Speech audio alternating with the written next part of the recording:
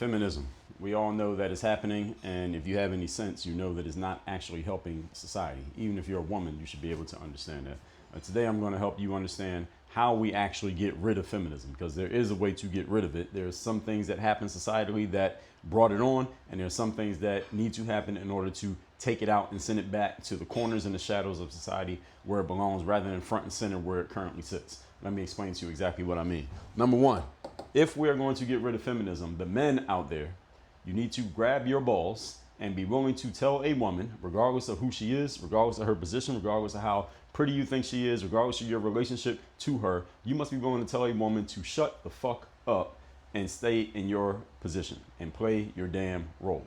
What does that mean? I'll give you an example. I was watching a clip from a sports show the other day, and there was this woman on there talking who has no background in sports, has never played a sport, never been a journalist, never worked the beat. She just somehow ended up on a sports TV show, and she's going on and on with her opinion about a sport where she clearly knows absolutely nothing. And there's a couple guys sitting to the left and right of her who have actually played that exact sport, and they had to sit there and listen to her talk. Why? Because she has a certain position there, and she probably has more status in the organization, in the company, than those men have. And even though they had all the knowledge, they had to sit there and listen to her talk. This is one of the reasons feminism exists, is because the men are not empowered or don't feel empowered enough to tell the woman to shut the hell up and stay in your place when you clearly don't know what the hell you're talking about. That's just an example, but there are so many examples of this happening where men are afraid to tell women to get back in your place and shut the hell up. And this is the reason why women are starting to feel more emboldened to step up and take positions that do not belong to them in conversations, in business, and everything else. Number two, duty.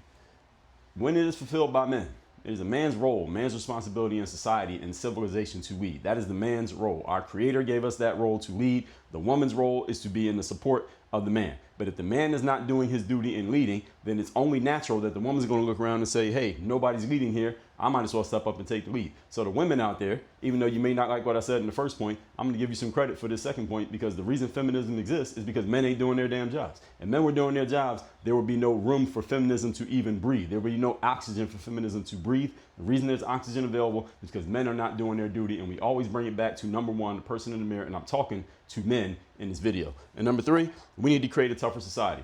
The saying goes, good times create soft people create hard times create hard times create tougher people. We're going through tough times right now because we have a lot of weak people in society, specifically the men. We need to toughen our society up. That means let's get rid of participation trophies. Let's get rid of weaponizing feelings. Let's get rid of people telling stories to make up for a lack of results and a lack of production, and start holding people accountable the way it's supposed to be held accountable. Again, that means the man is responsible. And when men start doing their job, all the other nonsense automatically goes away. WorkOnYourGameUniversity.com.